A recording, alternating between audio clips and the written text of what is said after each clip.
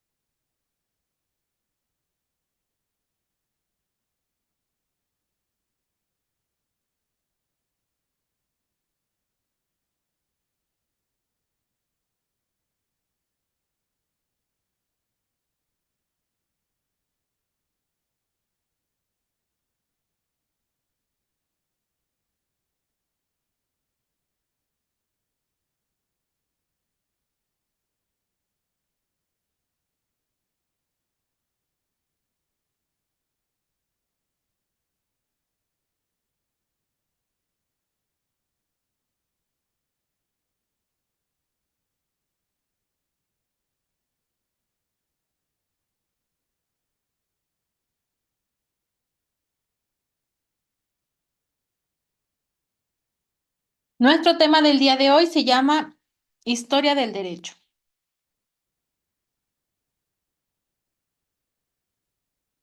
¿Qué vamos a ver? Bueno, la historia del derecho va a estudiar la evolución de las normas jurídicas y de las instituciones legales a lo largo del tiempo.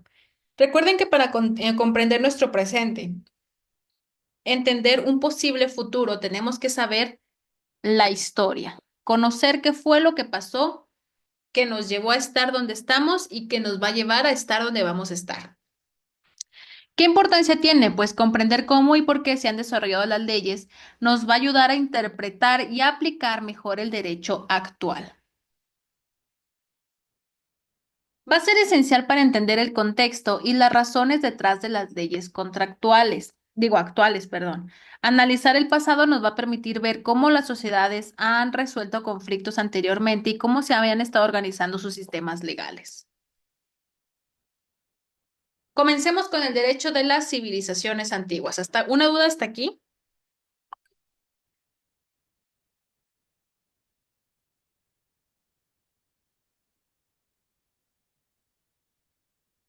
Vamos a comenzar con historia básica, que ya vieron de haber visto ustedes a lo largo de toda su vida escolar. Mesopotamia. ¿Qué es lo que pasó en Mesopotamia? ¿Por qué Mesopotamia es tan famoso? Bueno, Mesopotamia es el nombre por el cual se le conoce a la región histórica del Oriente Próximo, ubicada entre los ríos Tigres y Éufrates. ¿Pero qué fue? Actualmente esta región es a la que se le conoce como Irak y permítanme tantito.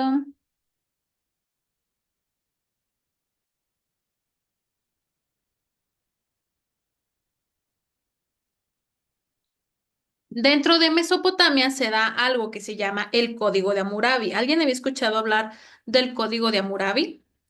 Bueno, el Código de Hammurabi es uno de los primeros conjuntos de leyes escritas que está basado en la justicia retributiva. Viene a ser un monumento jurídico y literario de la antigua Mesopotamia que ha resistido el paso de los siglos. Actualmente ustedes pueden ir a conocer el Código de Hammurabi. Aquí tenemos las primeras recopilaciones de las leyes que fueron conocidas en la historia. ¿Qué características tiene, por ejemplo? Bueno, se basó en principios universales de justicia dictado por los dioses. Se aplicaba en el Imperio Babilonio. Se inscribió en una estela de piedra de más de 2 metros de altura. Imagínense ustedes unas construcciones puestas en el centro de la ciudad o en lugares claves, donde la gente iba a poder estar leyendo todo lo que iba a estar regulado. Las leyes estaban tal cual plasmadas en esas piedras gigantes que estaban puestas alrededor de la ciudad.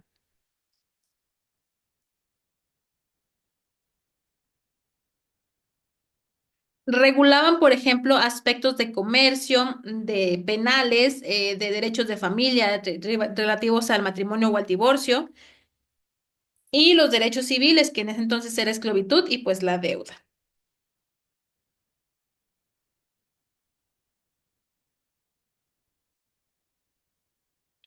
También tenemos que en Egipto, pues las leyes fueron centradas en la religión y en la moral. El faraón venía a ser la autoridad máxima judicial. Después en Grecia se introdujo el concepto de democracia y las leyes codificadas, perdón. Y en Roma, que es la que más se parece de donde deriva nuestro derecho mexicano, se dieron los fundamentos del derecho civil moderno con el Corpus Juris Civilis de Justiniano. ¿Qué es el Corpus Juris Civilis? Déjenme ver la traducción exacta. Es el cuerpo de las leyes civiles. Viene a ser una recopilación de varias leyes civiles en el tiempo de Justiniano en Roma, que pues ahora es muy parecido a nuestro compendio de códigos civiles, ¿verdad?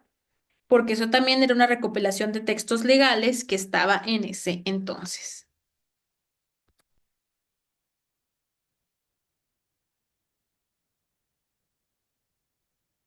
Feudalismo.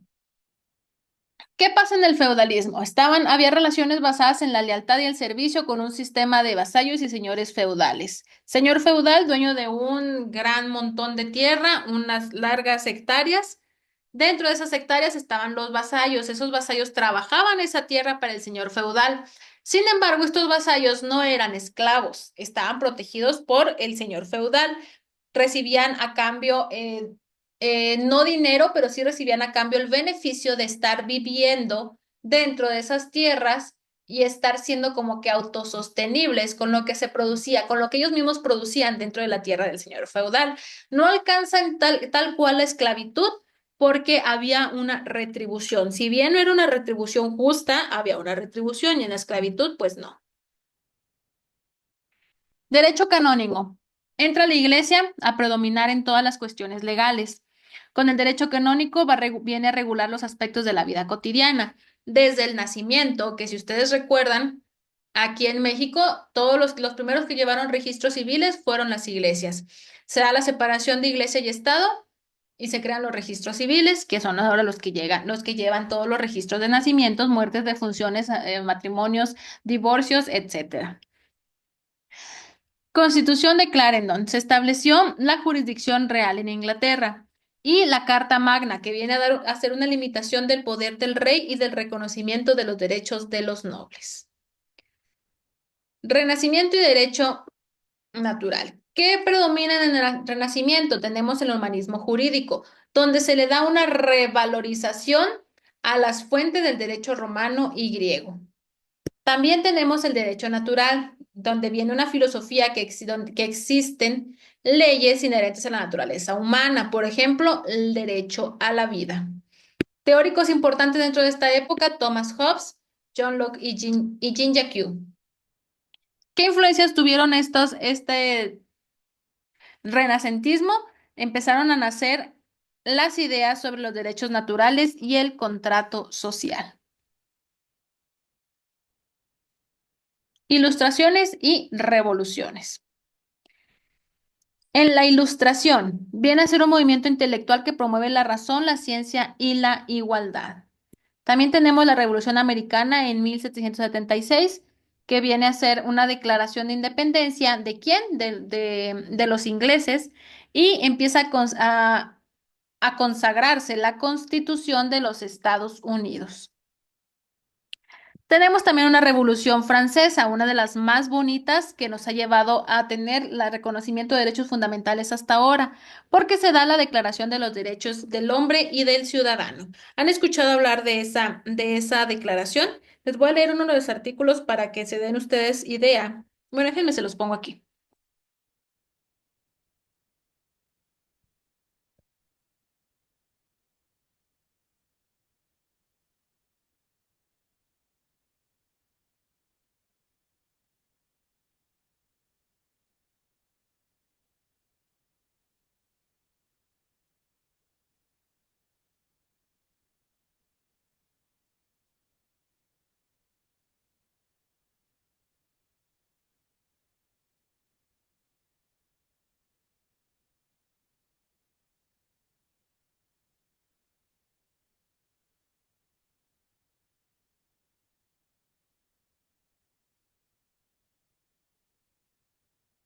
Aquí podemos ver la Declaración de Derechos del Hombre y del Ciudadano. Si nosotros empezamos a leer los artículos que están regulados dentro de esta declaración, empezamos a ver que todos los artículos van inherentes a el ser humano y el derecho que tienen por el simple hecho de ser humanos.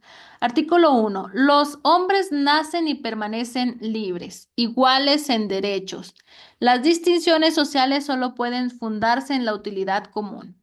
Artículo 2. La finalidad de cualquier asociación política es la protección de los derechos naturales e imprescriptibles del hombre. Tales derechos son la libertad, la propiedad, la seguridad y la resistencia a la opresión. Artículo 3. El principio de toda soberanía reside esencialmente en la nación. Ningún cuerpo ni ningún individuo va a poder ejercer autoridad alguna que no emane expresamente de ella. Un alto a los poderes. La libertad consiste en poder hacer todo lo que no perjudique a los demás. Por ello, el ejercicio de los derechos naturales de cada hombre tan solo tiene como límites los que garantizan a los demás. Tu libertad termina donde empiezan los derechos de los demás. Artículo 5. La ley solo tiene derecho a prohibir los actos perjudiciales para la sociedad. Nada que no esté prohibido por la ley puede ser impedido y nada puede ser obligado a hacer algo que no está en orden. La ley es la expresión de la voluntad general.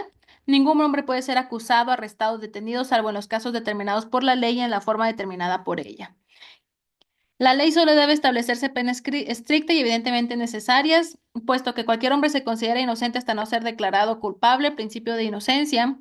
Nadie debe ser incomodado por sus opiniones, inclusive religiosas, libertad de expresión y de pensamiento. La libre comunicación de pensamientos y opiniones es uno de los derechos más valiosos del hombre. Por consiguiente, cualquier ciudadano puede hablar, escribir, imprimir libremente, etcétera.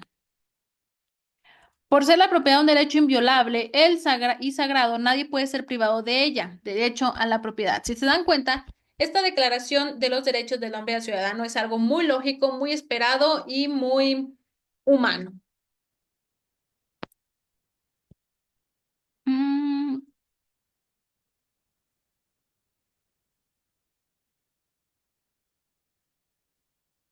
¿Qué tenemos después? El Código Napoleónico, donde se hace una codificación del derecho francés que es influenciado por los principios de la Ilustración. ¿Por qué es importante el Código Napoleónico?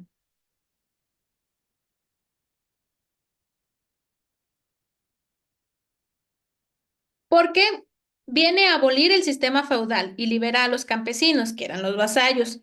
Viene a simplificar las divisiones administrativas, viene a reconocer los principios de libertad civil, igualdad ante la ley y el carácter secular del Estado.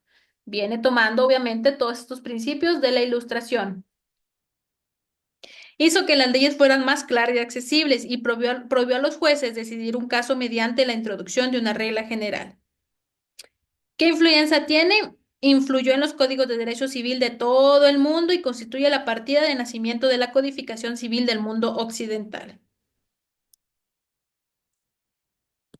Nuestro derecho contemporáneo. Globalización. Influencia de la globalización en la uniformización y diversificación del derecho. Con el mundo actual y global, tiene que haber una uniformidad dentro de lo que es el derecho internacional o el derecho natural. Y se hace una diversificación del derecho, pero siempre respetando una uniformización. Derechos humanos. Desarrollo y consolidación de los derechos humanos como normas universales. ¿Qué derechos humanos pueden ustedes deducir? Derecho a la vida, derecho a la libertad, derecho al agua es un derecho humano, derecho a acceder a las tecnologías de información también es un derecho humano. Organizaciones internacionales, el papel de la ONU, de la OEA, de la UE, de la OIT, Organización Internacional del Trabajo. Desafíos actuales, nuevas tecnologías, cambio climático y derechos digitales. Cambio climático siempre va a ser un desafío. Nunca van a quererle poner la atención que necesita tener. ¿Por qué? Porque hay intereses económicos de por medio.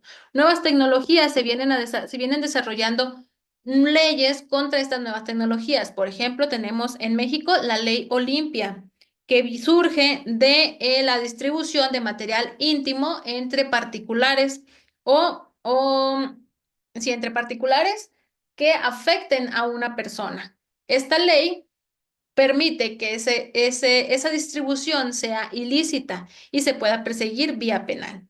Derechos digitales. Hemos visto a partir del 2000 que se viene introduciendo lo que es los medios digitales en las escuelas, que empiezan a llegar medios digitales en las zonas rurales, todo eso empieza a ser parte de ir acorde a un derecho humano, que es el derecho humano al acceso al Internet, a la tecnología y a todo eso. Pero sigue siendo un desafío actual. ¿Por qué? Porque hay comunidades todavía que no pueden acceder a estos medios digitales. Hay personas, incluso de una misma ciudad metropolitana, que batallan para tener acceso a esos medios digitales.